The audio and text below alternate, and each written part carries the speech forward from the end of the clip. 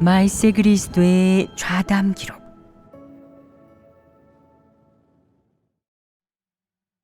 생명 성장의 6가지 기준. 지금 너희는 생명 진입 측면에서 길이 있느냐? 발전이 있느냐? 생명 진입에 발전이 있음을 나타내는 기준에 어떤 것들이 있는지 알고 있느냐? 영적 상태에 나타난 어떤 변화, 그리고 과거와 다른 어떤 모습에서 내가 스스로 생명이 성장했음을 느끼고, 혹은 형제자매가 내 생명이 성장하고 성품의 변화가 시작됐음을 알 수 있겠느냐? 생명 진입의 측면에서 발전이 있는 것이다.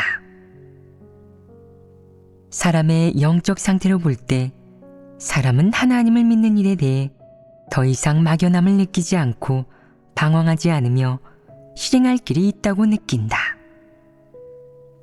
또 하나님을 믿는 것이 구원받기 위함이고 진리를 추구해야만 구원받을 수 있음을 알게 된다.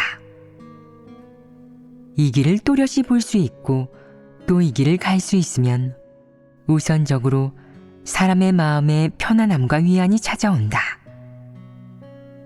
그럼 지금 너희 마음속에 이런 편안함과 위안이 있느냐? 있습니다.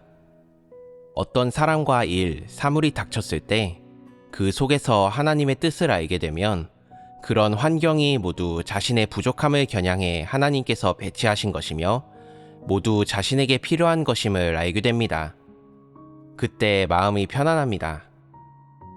하지만 때로는 어려움이 닥쳤을 때 어떻게 해야 할지 몰라 당황스럽기도 합니다.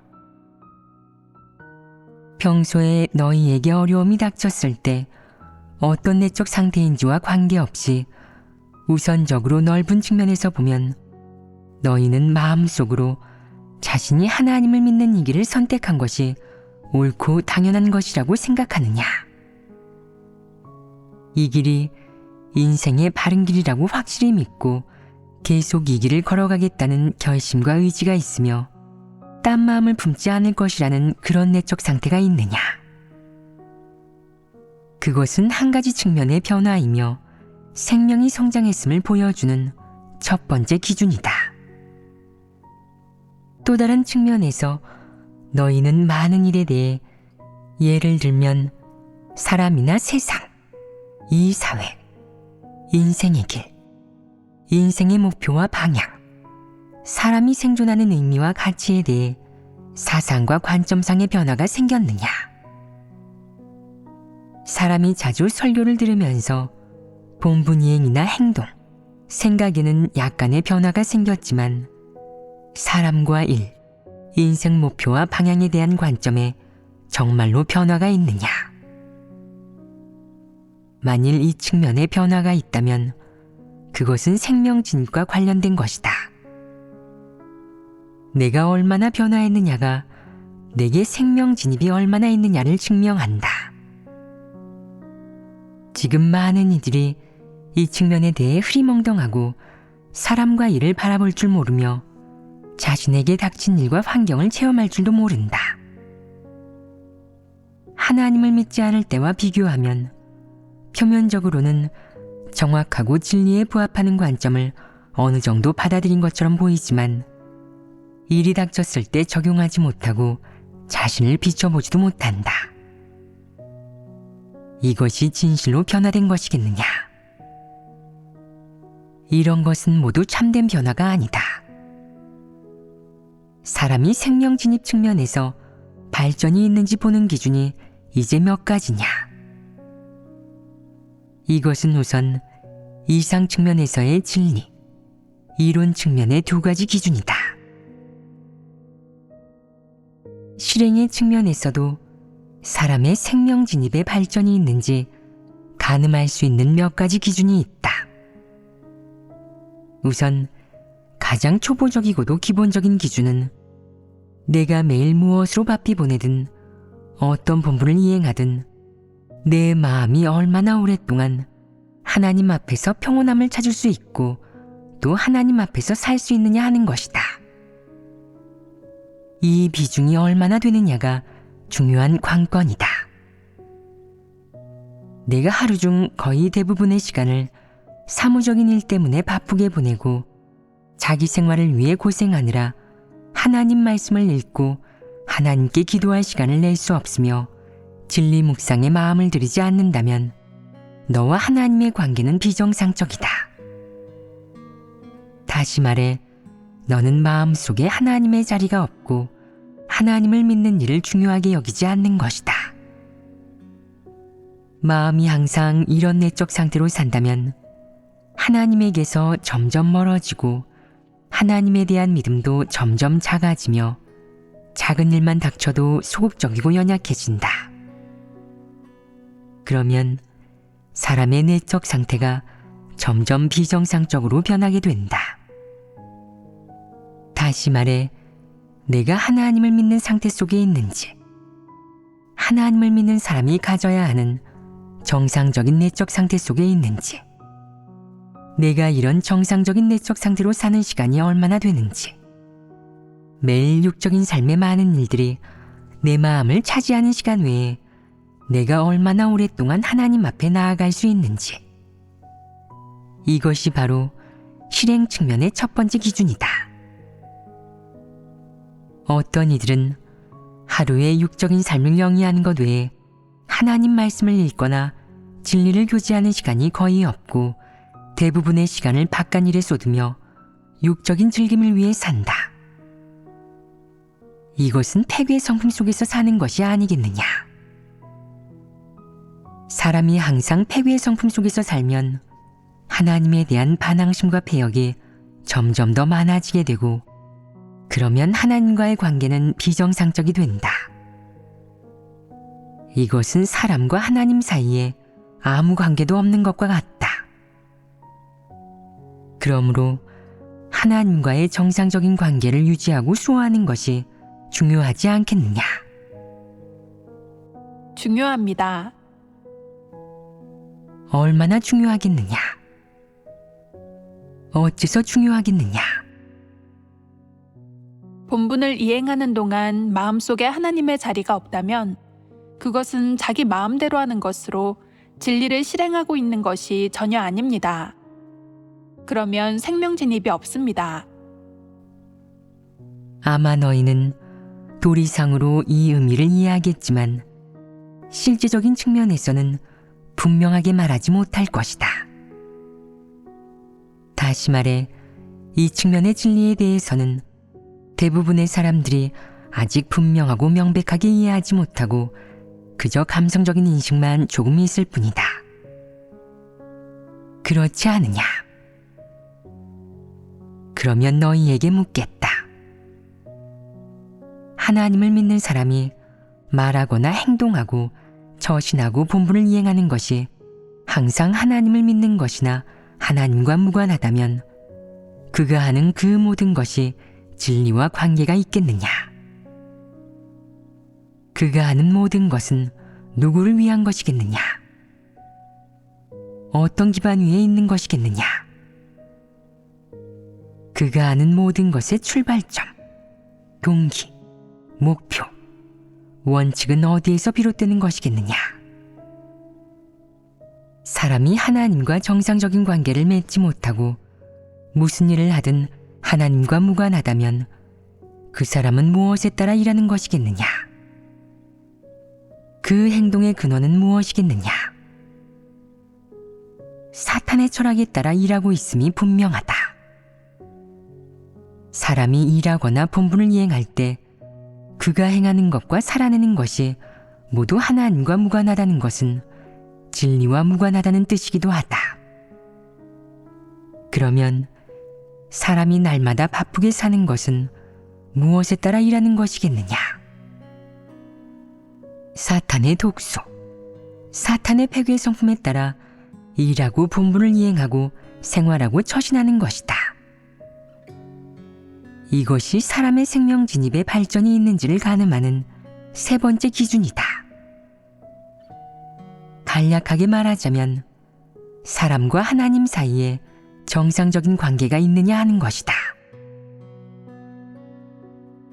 사람의 생명 진입에 발전과 변화가 있는지를 가늠하는 실행 측면의 기준이 또 하나 있다. 그것이 무엇일지 너희가 곰곰이 생각해 보아라. 일이 닥쳤을 때 그것이 하나님의 배치와 안배임을 믿고 순종하는 마음을 가질 수 있는지가 아닐까요? 그렇다. 순종하는 마음이 있는 것이다. 즉, 사람이 자신에게 닥친 사람과 일, 사물에 대해 얼마나 순종할 수 있는지, 어느 정도로 순종할 수 있는지를 보고 평가하는 것이다. 일이 닥쳤을 때 사람이 순종할 수 있는지, 어느 정도로 순종할 수 있는지, 하나님이 배치한 모든 것에 순종한 후에 사람이 어떤 진리를 얻을 수 있는지, 이것은 사람의 생명 진입 중 어떤 측면을 검증하는 것이겠느냐. 사람에게 진실한 믿음이 있는지 검증하는 것입니다. 사람이 하나님에 대해 참된 믿음이 있는지 검증하는 것이다. 즉, 하나님에 대한 믿음이 얼마나 큰지 검증하는 것이다. 이것은 한 가지 측면이다. 또 다른 것이 있느냐? 하나님에 대한 경외심입니다. 사람에게 하나님을 경외하는 마음이 있는지 검증하는 것도 한 가지 측면이다. 또 다른 것이 있느냐? 진리를 사랑하는지입니다. 그렇다. 사람이 진리를 사랑하는지, 진리를 실행할 수 있는 사람인지 검증하는 것이다. 모두 세 가지 측면이 있다.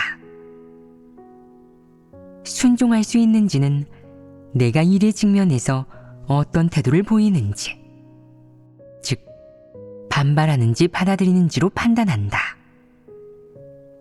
이것이 가장 기본이다. 종종 일이 닥쳤을 때 비록 내가 순종하는 태도를 보이기는 하지만 그 일이 내 관념과 맞지 않을 때는 순종하기가 조금 힘들고, 내 마음에 맞거나 내가 이익을 얻을 수 있을 때는 순종하기가 비교적 쉽다면 그것은 순종하는 정도가 부족한 것이 아니냐. 가끔 순종하고 일시적으로 순종하는 것이 하나님을 향한 참된 순종을 의미하겠느냐.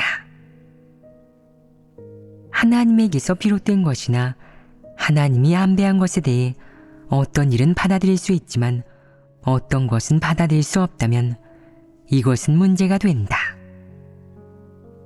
이것은 명백히 하나님을 거역하는 것이 아니냐. 가령 하나님이 너를 멍청이라고 한다면 너는 어떻게 대하겠느냐? 하나님의 말씀이니 틀림없이 옳겠지 라고 생각하며 하나님 말씀을 마음속으로 받아들이고 아멘한다. 그러면 기본적으로 80에서 90%는 순종하는 셈이다. 하지만 체험하는 과정에서 가끔 자신이 똑똑하고 멍청하지 않다고 생각할 때도 있는데 그것은 10%가 깎인 부분에 해당하는 것으로 완전한 순종이 될 수 없다. 여기에 정상적인 내적 상태가 있다. 언제까지 체험해야 내가 이 말을 완전히 이해할 수 있겠느냐? 어느 날 드러나 자신이 멍청하다는 사실을 알게 되고 자기 자신에 대한 참된 인식이 생길 때입니다. 그렇다. 어느 날 내가 자신의 본성, 성품, 일처리 원칙, 자신의 인품, 자질 등 여러 측면에 대해 어느 정도 인식하게 되면 너는 깨닫게 될 것이다. 나라는 사람은 멍청하구나. 생각이 조금도 또렷하지 않고 말도 분명하게 하지 못하며 일처리도 잘하지 못해 일이 닥치면 흐리멍덩하게 넘겨버리고 무슨 일이든 진지하게 대하지 못하는구나. 설령 진지하게 대한다 해도 이해하지 못하니 이것이 멍청이가 아니고 뭐란 말인가. 너는 체험할수록 하나님 말씀이 옳고 그것이 바로 너에 대해 얘기하는 것으로 생각할 것이다. 그러면 그 말에 점점 더 순종하게 될 것이다. 사람이 그 말씀을 받아들이는 과정이 있지만 제일 처음에 하나님이 바란 것은 무엇이겠느냐? 너를 멍청이라고 할 때 하나님이 바란 것은 너의 반항과 무성의한 태도이겠느냐? 받아들이는 태도이겠느냐? 하나님이 바란 것은 사람의 받아들이는 태도다. 사람은 이런 내적 상태가 있어야 한다. 다시 말해 얼마나 많이 인식할 수 있든 간에 우선 받아들이고 순종할 줄 알아야 한다는 것이다. 비록 내가 자신이 그저 조금 멍청할 뿐 하나님이 말한 멍청이까지는 아니라고 생각하더라도 일단은 받아들여야 한다. 체험하는 과정이나 성품의 변화를 추구하는 과정에서 자신의 인성과 자신이 드러내는 패괴의 성품, 일하는 태도와 효과, 본분을 이행할 때의 갖가지 내적 상태에 대해 점차 인식하게 되고 자신이 약간 멍청한 것이 아니라 많이 멍청해 실제로 멍청이라는 사실을 깨닫게 된다. 그러면 너는 멍청이라는 하나님의 폭로에 대해 이의도 반발심과 관념도 사라져 받아들일 수 있게 된다. 하나님은 사람의 배부와 심장을 감찰한다. 너는 하나님의 폭로를 사실의 진상으로 받아들이는 것이냐? 아니면 너에 대한 정죄로 받아들이는 것이냐? 사실의 진상으로 받아들이는 것입니다. 그러면 진리로 받아들이는 것이 아니겠느냐? 사실 사람에 대한 하나님의 폭로는 사실에 부합하며 바로 진리로 사람은 마땅히 그것을 진리로 여겨 받아들여야 한다. 멍청이라는 세 글자가 진리입니까? 라고 묻는 사람들이 있다. 이 말을 어떻게 해석해야 하겠느냐? 사실 그 세 글자가 진리라는 뜻이 아니라 그 세 글자의 본질, 즉 사람이 가진 그 측면의 성품에 대한 하나님의 규정과 평가가 진리라는 뜻이다. 사실은 바로 이런 것이다. 너희를 멍청이라고 하면 너희의 현재 분량으로 기본적으로는 받아들일 수 있다. 멍청이라는 말이 듣기 거북한 말이냐? 그렇지 않습니다. 어째서 그러하냐? 그것이 사실이기 때문입니다. 어떤 이들은 마음속으로 그렇게 생각하지 않고 이렇게 말할 것이다. 사실 멍청이라는 말은 욕설이 아니라 점잖고 문명적인 말인데 왜 못 받아들이겠어? 우리는 그것보다 더 엄한 말도 들어보았고 받아들일 수 있는데 그렇게 점잖은 말은 당연히 더 쉽게 받아들일 수 있지. 이것은 너희가 얼굴이 두꺼워서 그렇게 점잖고 문명적인 말은 너희에게는 별로 자극이 되지 않는다는 뜻이냐?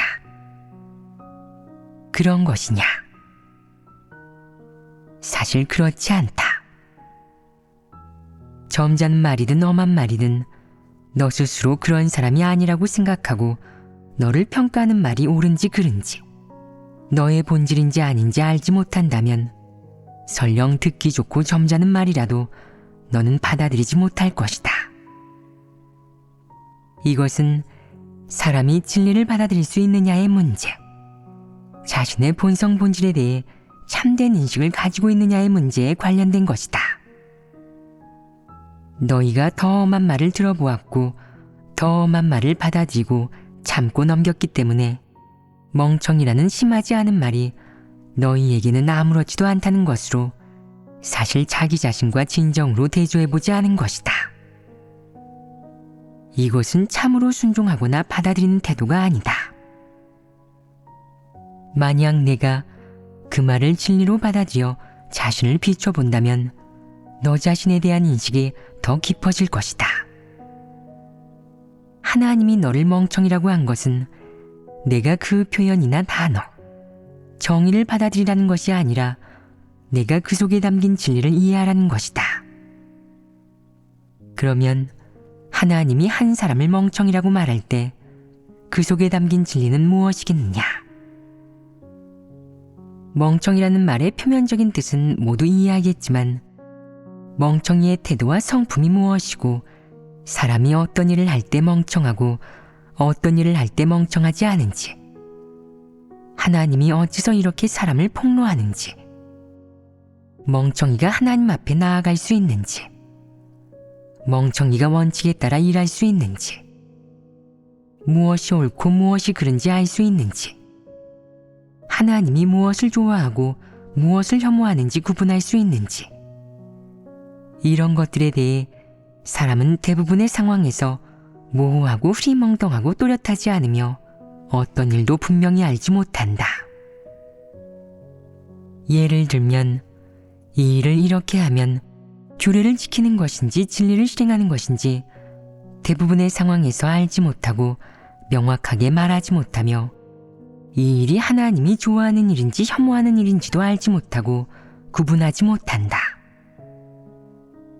또한 이렇게 실행하는 것이 사람을 통제하는 것인지 정상적으로 진리를 교제해 사람을 돕는 것인지도 알지 못하고 이렇게 사람을 대하는 원칙이 옳은지 그른지 패거리를 만드는 것인지 사람을 돕는 것인지도 알지 못한다. 그리고 또한 이렇게 하는 것이 원칙을 고수하고 입장을 지키는 것인지 오만하고 독선적이며 자신을 나타내는 것인지도 알지 못한다. 그뿐만 아니라 어떤 사람들이 틈만 나면 거울 보길 좋아하는 것이 아름다움을 좋아하는 것인지 허황된 행동인지 아니면 정당한 행동인지도 알지 못한다. 또 성격이 좋지 못하고 조금 이상한 사람은 성품이 좋지 않은 것과 관련이 있는지 확실히 알 수 있느냐? 사람들은 흔하고 자주 접하는 많은 일도 분명히 구분하지 못하면서 하나님을 믿으면서 많은 것을 얻었다고 말한다. 이것이 멍청한 것이 아니겠느냐? 그러면 너희를 멍청이라고 한 말을 받아들일 수 있겠느냐? 지금 보면 대다수 사람들이 받아들일 수 있는 것 같다. 받아들인 뒤에는 어떻게 해야 하겠느냐? 자신의 내적 상태를 비춰보고 자신이 어떤 일에서 멍청하게 행동하고 어떤 일에서 또렷하게 행동하는지 성찰하고 자신의 내적 상태와 대조하여 자신의 패괴를 파헤쳐야 한다. 그런 다음에 그런 일들을 통해 자신을 인식하고 자신을 멍청이의 대열에 포함시키기 위해 노력해야 한다. 이렇게 실행하는 것이 어떠하냐? 이것이 완전한 인식이겠느냐? 아닙니다. 진리를 구하여 그 측면에 변화가 있어야 합니다. 그렇다. 너희는 평생을 멍청이로 살고 싶으냐? 누구도 멍청이가 되길 원치 않는다. 사실 이렇게 교제하고 해부하는 것은 너희가 스스로 멍청이 대열에 포함시키라는 게 아니다. 하나님이 사람에게 어떤 정의를 내리든 어떻게 폭로하든 어떻게 심판하고 형벌하고 책망하고 훈계하든 최종적인 목적은 너로 하여금 그런 내적 상태에서 벗어나 진리를 깨닫고 진리를 얻고 멍청이가 되지 않도록 노력하게 하려는 것이다. 그렇다면 멍청이가 되지 않으려면 어떻게 해야 하겠느냐? 진리를 추구해야 한다. 우선 자신이 어떤 일에서 멍청하고 항상 도리를 따지고 글귀와 도리, 이론 사이를 맴돌면서 구체적인 일이 닥치면 흐리멍덩해지는지 알아야 한다. 이런 문제들을 해결하고 나면 여러 진리에 대해 또렷이 알게 되고 그러면 일할 때 멍청한 짓을 저지르는 경우도 줄어든다. 내가 여러 진리를 깨닫고 꿰뚫어 볼 수 있게 되면 일을 처리할 때 손발이 묶이지 않고 결박당하거나 통제당하지 않는다. 일이 닥쳤을 때 하나님께 기도하고 진리를 구하거나 다른 사람과 교제한 후에 정확한 실행 원칙을 찾아내고 진정으로 원칙에 따라 일을 처리할 수 있으면 너는 멍청한 행동을 하지 않게 된다.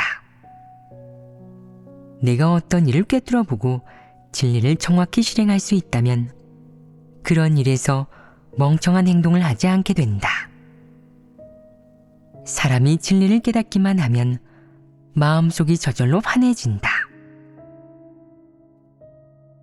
하나님이 어떤 이들을 멍청이라고 했을 때 사람이 처음에는 받아들이지 못할 수 있지만 어느 정도 체험한 후에 자신이 정말로 아무 일도 꿰뚫어보지 못하고 거짓 리더나 적그리스도도 분간하지 못한다는 사실을 깨달으면 자신이 몹시 멍청하고 자질도 형편없다고 느끼며 받아들이고 순종할 수 있다. 멍청이는 듣기 좋고 점잖은 말인데도 사람은 한동안 체험해야 받아들일 수 있다. 그러면 듣기 거북하고 점잖지 못한 말을 받아들이는 것은 더 힘들 것이다. 하나님 말씀 중에 사람을 폭로하고 심판하는 말들은 전곡을 찌르고 엄한 편이어서 대부분의 사람들은 분량이 너무 작아 받아들이지 못하고 그런 말을 들으면 고통스럽고 괴로워서 견디지 못하며 자신의 존엄이 손상되고 어린 마음이 자극과 상처를 받았다고 생각한다. 너희를 듣기 불편하게 하고 하나님이 해서는 안 되는 말이라는 생각에 받아들일 수 없는 말이 어떤 것들이냐. 예를 들면 천한 놈, 구더기, 더러운 귀신, 개돼지보다 못한 놈, 짐승 등과 같은 말들이다. 이런 말들은 대부분의 사람들이 쉽게 받아들이지 못한다. 일반적인 문명인들이 이런 말을 하느냐? 너희는 모두 교육을 받았고 점잖고 차분한 말투를 중요하게 여기며 말하는 방식과 완곡한 말투를 중시한다. 또 그 누구의 존엄과 체면도 손상하지 않고 말하거나 일할 때 남들에게 여지를 주고 최대한 사람의 마음을 편안하게 해주려고 하며 남의 상처와 단점을 까발리지 않고 남을 괴롭거나 난처하게 하지 않는다. 이것이 일반인의 처세 원칙이다. 이런 처세 원칙은 어떠하냐? 교활하고 약삭 빠르고 강교하고 음흉하다. 사람의 웃는 얼굴 뒤에 악독하고 음흉하고 떳떳하지 못한 것들이 많이 숨겨져 있다. 예를 들면 어떤 사람들은 남들과 접촉하고 교류할 때 상대가 어느 정도 지위가 있는 사람이면 속으로 이렇게 생각한다. 그에게 듣기 좋은 말만 골라서 해야 해. 자칫 그의 체면을 상하게 했다가 그에게 괴롭힘 당하면 어떻게 해? 그래서 말을 안 하면 그만이지만 일단 입을 열면 완곡하고 듣기 좋고 아부하고 띄워주는 말만 한다. 상대를 만나자마자 와, 당신처럼 아름다운 사람은 처음 봐요. 선녀가 아니십니까? 화장을 하지 않고도 이렇게 예쁜데 화장을 하면 우린 더 상대가 안 되겠어요.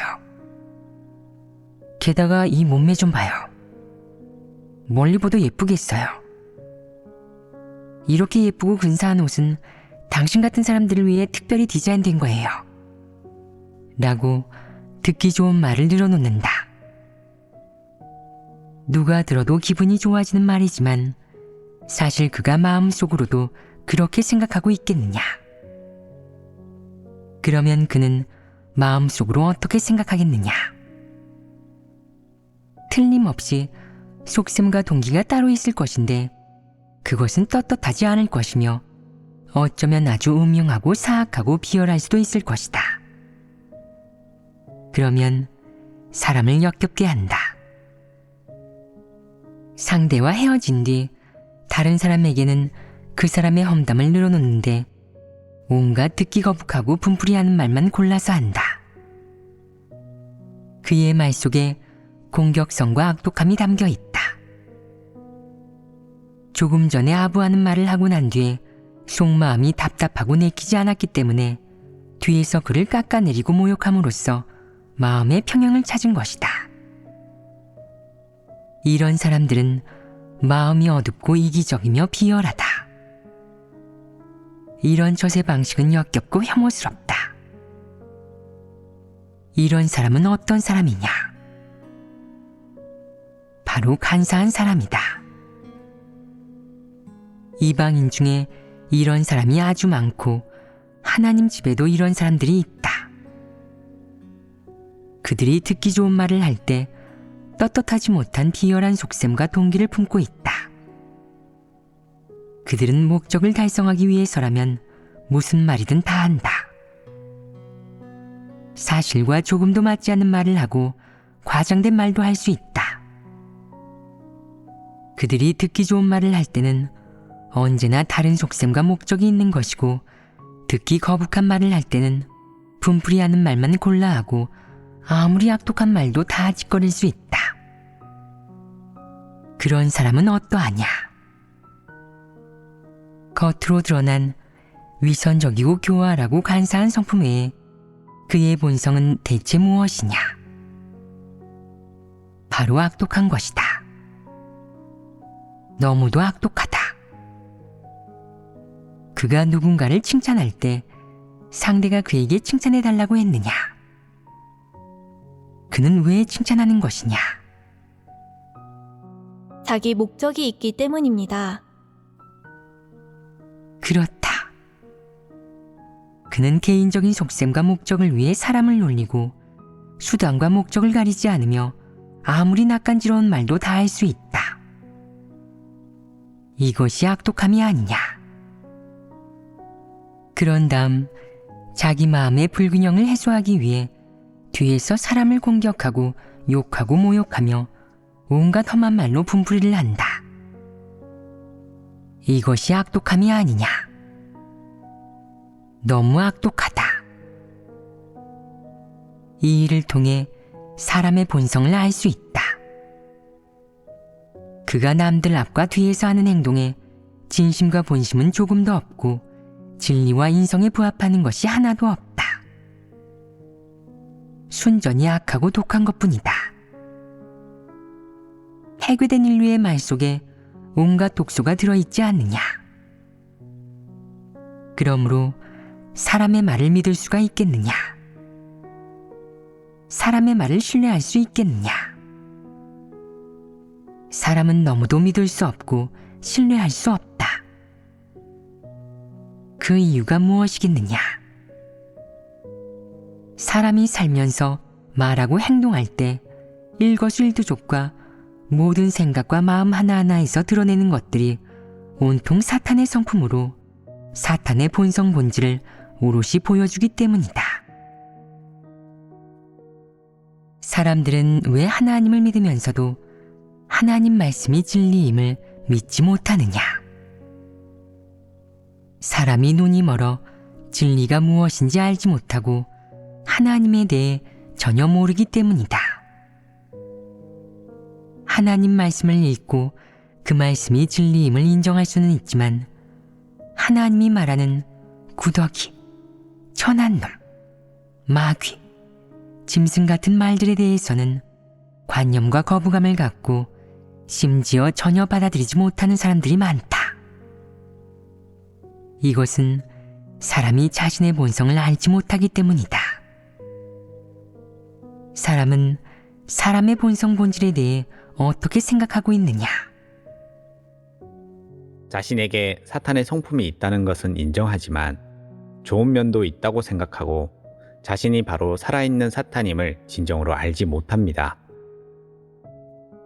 사람 스스로 사람의 본성 본질을 이해하는 것이 하나님이 사람을 보는 것만큼 정확하고 철저하고 진실하겠느냐? 사실상 사람의 본성 본질 속에 있는 것들은 하나님과 완전히 적대적이다.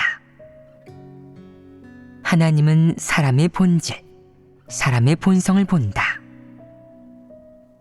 하나님은 사람이 겉으로 무슨 말을 하는지, 어떻게 일을 하는지 보지 않는다. 하나님이 보는 것은 사람의 속마음과 본질, 본성이다. 사람에 대한 하나님의 정의와 호칭은 어디서 비롯된 것이겠느냐? 바로 사람의 본성 본질, 사람이 드러내는 패괴 성품에 따라 정하는 것이다. 여기까지 들었으니 하나님이 사람의 패부와 심장을 감찰한다 라는 말이 무슨 뜻인지 이해하겠느냐? 사람들은 항상 하나님이 사람의 패부와 심장을 감찰한다 라고 말한다. 그럼 너희는 이 말을 경험한 적이 있느냐? 진정으로 체험해 보았느냐? 이 말에 대해 어떻게 인식하고 어떻게 이해했느냐? 흐리멍덩한 어떤 이들은 하나님이 사람의 패부와 심장을 감찰한다는 것이 자신이 어떤 마음과 생각을 드러내거나 진리에 부합하지 않는 일을 하면 하나님이 안다고, 자기 마음 속에 어떤 더럽고 패괴되고 지나친 욕망이 있으면 하나님이 안다고, 설령 나쁜 짓을 저지르고 말하지 않아도 하나님은 모두 아는 것이라고 생각한다. 설마 하나님이 사람을 감찰할 때 그저 표면적으로 존재하고 사람이 의식할 수 있는 그런 것들만 감찰하겠느냐? 이것을 하나님이 사람의 패부와 심장을 감찰한다고 할 수 있겠느냐? 사람 마음속 가장 깊은 곳에 무엇이 있느냐? 본성 본질이 있습니다. 본성 본질의 것을 사람 스스로 의식할 수 있느냐? 느낄 수 있느냐? 인식할 수 있느냐? 사람은 그것들을 느낄 수 없다. 그럼 사람이 자기 자신을 진실로 인식하려면 어떻게 해야 하겠느냐? 하나님의 말씀에서 폭로하고 하나님께서 드러내셔야 사람은 비로소 인식할 수 있습니다. 하나님이 사람의 본성 본질을 감찰하는 것을 사람은 느낄 수도 없고 인식할 수도 없다. 하나님이 사람에게 밝혀주었을 때, 또 사실로 드러났을 때 사람은 진심으로 승복할 수 있다. 사람에게는 마음도 있고 생각도 있고 관점도 있다. 이것들은 가장 표면적인 것들이다. 때로는 입 밖에 내어 말하는 것, 또 때로는 그저 일시적인 마음이나 마음속에서 나오는 생각, 일시적으로 살아있는 생각 같은 것들이 모두 가장 표면적인 것이다. 이런 살아있는 생각이 일시적으로 내 행동에 영향을 미치거나 내 행동을 주도할 수 있다. 하지만 내 인생의 방향과 목표에도 영향을 미치고 그것을 주도할 수 있겠느냐? 불가능하다. 그러면 내 행동에 영향을 미치고 내 행동을 주도할 뿐 아니라 내 인생의 방향과 목표까지도 주도할 수 있는 것은 무엇이겠느냐? 이를 분명히 알 수 있느냐? 그것은 사람의 마음속 깊은 곳에 숨겨진 것이자 사람의 패부 속에 감춰진 것이다. 그것이 사람의 생각과 행동을 지배하고 사람이 이를 바라보는 관점을 형성시킨다. 하나님이 사람의 패부와 심장을 감찰한다 라는 말의 의미를 모르는 사람들이 있다. 여기서 패부란 무슨 의미겠느냐? 사람의 심장과 패부에서 무엇이 생겨나느냐? 사람의 마음속 가장 깊은 곳에 있는 생각이냐? 표면적으로 보면 그렇지만 실제로는 무엇이겠느냐? 바로 사람의 본성 본질 속에 존재하는 누구도 흔들 수 없는 것들이고 누구에게도 말하지 않는 사람의 가장 진실한 생각이다. 심지어 때로는 그 자신조차도 모른 채 그것에 따라 살아간다. 그는 그것들을 잃고 그것들에게서 얻는 원동력을 잃으면 자신이 하나님을 믿을 수 없을 것이라고 생각한다. 그럼 너희는 사람의 마음속 깊은 곳에는 무엇이 있는지 알고 있느냐? 하나님을 믿으면서 다 복을 받고자 합니다. 이것이 사람의 마음속 깊은 곳에 있는 것입니다. 그렇다. 사람은 다 복을 받고 상을 얻고 면류관을 얻기 위해 하나님을 믿는다. 이런 생각은 모든 이의 마음속에 다 들어있지 않느냐? 누구나 마음속으로 그런 생각을 한다. 이는 사실이다. 사람이 그런 생각을 항상 말로 내뱉지 않아도 나아가 복을 받으려는 자신의 속셈과 욕망을 숨겨도 마음 깊은 곳에 그 욕망, 그 속셈과 동기는 한 번도 흔들린 적이 없다. 사람이 영적인 이론을 얼마나 많이 알고 어떤 체험과 인식이 있든 어떤 본분을 이행할 수 있든 얼마나 많은 고난을 겪으며 얼마나 많은 대가를 치르든 마음 깊은 곳에 숨겨진 복받으려는 속셈은 영원히 포기하지 않는다. 또 사람은 언제나 이 복받으려는 속셈을 위해 고생을 마다치 않고 바쁘게 뛰어다닌다. 이는 사람의 마음 가장 깊은 곳에 있는 것 아니더냐. 복을 받으려는 속셈이 사라진다면 너희는 어떤 기분이겠느냐? 어떤 태도로 본분을 이행하고 하나님을 따르겠느냐? 마음속에 숨겨진 복받으려는 그런 속셈을 정말로 완전히 없앤다면 사람은 대체 어떻게 되겠느냐? 아마 많은 사람이 소극적이 될 것이고 어떤 사람들은 본분을 이행할 의욕이 사라질 것이다. 영혼을 잃어버린 듯 하나님 믿는 일도 무의미하다고 느낄 것이다. 마음을 잃은 사람처럼 말이다. 그래서 복받으려는 속셈이 사람의 마음 깊은 곳에 숨겨진 것이라고 하는 것이다. 사람은 자기가 본분을 이행하거나 교회 생활을 하다 보면 자신이 가정을 내려놓고 하나님을 위해 기꺼이 헌신할 수 있고 복받으려는 속셈에 대해 인식이 있고 이미 포기했으며 지금은 그런 속셈에 지배되거나 속박받지 않는다고 여긴다. 그래서 자신에게는 복받으려는 속셈이 없다고 생각한다. 하지만 하나님의 생각은 다르다. 사람은 이를 바라볼 때 그저 겉면만 본다. 시련이 임하지 않았을 때는 사람은 스스로 훌륭하다고 여긴다. 교회를 떠나지 않고 하나님의 이름을 부인하지 않고 또한 하나님을 위해 계속 헌신하면 자기에게 변화가 있다고.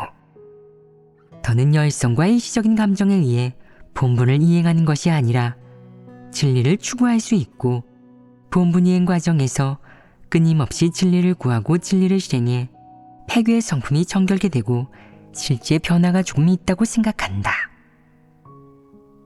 그러나 사람의 종착지, 결말과 직접 관계된 일이 닥쳤을 때 그 사람이 어떻게 행동하겠느냐? 그때 본 모습이 낱낱이 드러난다. 그럼 그런 환경은 사람에게 구원이자 온전게 되는 것이겠느냐? 드러나고 도태되는 것이겠느냐? 좋은 일이겠느냐? 나쁜 일이겠느냐? 진리를 추구하는 사람에게는 구원이자 온전게 되는 것이니 좋은 일이지만 진리를 추구하지 않는 사람에게는 드러나고 도태되는 것이므로 나쁜 일이다. 사람이 한동안 체험하고 나면 누구나 시련과 연단의 환경이 임하게 되지 않느냐? 하나님이 왜 그렇게 하겠느냐? 여기에는 분명히 의미가 있다. 하나님은 사람의 심장과 배부를 감찰하기 때문에 사람의 마음속 깊숙한 곳에 있는 실제 내적 상태를 알고 사람을 안다. 하나님은 사람의 본성 본질을 속속들이 또렷하게 알고 있다. 사람이 한동안 성적을 거두고 좋은 일을 조금 하고 큰 잘못을 저지르지 않으며 책망과 훈계를 받아들일 수 있고 일이 닥쳤을 때 어느 정도 순종하는 태도를 가질 수 있으면 자신이 아주 훌륭하고 하나님을 믿는 정상 궤도에 들어섰으며 이미 구원받고 온전케 됐다고 생각한다. 사람이 가장 의기양양하고 우쭐거리고 있을 때 하나님의 징계와 심판, 형벌이 닥친다. 이런 환경으로 사람은 드러난다. 사람의 분량이 드러나며 사람의 패괴의 성품도 드러나고 사람의 본성 본질 속에 있는 것, 하나님에 대한 사람의 태도도 드러난다. 이렇게 드러나는 것은 사실 사람에게 좋은 일이다. 사람이 진리를 추구한다면 이런 드러남과 환경은 사람에게 있어서 정결함이다. 사람의 무엇을 정결케 하겠느냐? 하나님에 대한 너의 무리한 요구, 지나친 욕망을 정결케 한다. 그리하여 내가 옳은 관점을 갖고 다시는 그런 지나친 욕망을 위해 하나님과 거래를 하거나 하나님께 요구하지 않게 된다. 대신 내 마음은 점점 더 하나님께 순종하게 될 것이다. 무엇을 얻길 바라지 않고 오로지 진리를 추구하여 하나님 마음을 만족케 함으로써 내 마음이 점점 더 순결해져 최종적으로 구원받을 수 있기만을 바라게 된다. 이것이 하나님의 역사로 이루게 되는 성과가 아니겠느냐? 하나님이 이렇게 하는 것이 의미가 있지 않겠느냐? 사람에게 이것이 정결함이 아니겠느냐? 사람에게 이런 정결함이 필요하지 않으냐? 하나님이 이렇게 사람을 폭로하지 않고 정결케 하지 않으면 사람이 진리를 얻을 수 있겠느냐? 사람은 진리를 얻을 수 없다. 사람의 사탄 본성에 따라 살면 사람이 어떤 길을 가겠느냐? 사탄을 따르고 하나님을 대적할 것입니다. 그럼 그런 사람도 복을 받을 수 있겠느냐? 그럴 수 없다. 그들은 도태될 수밖에 없다.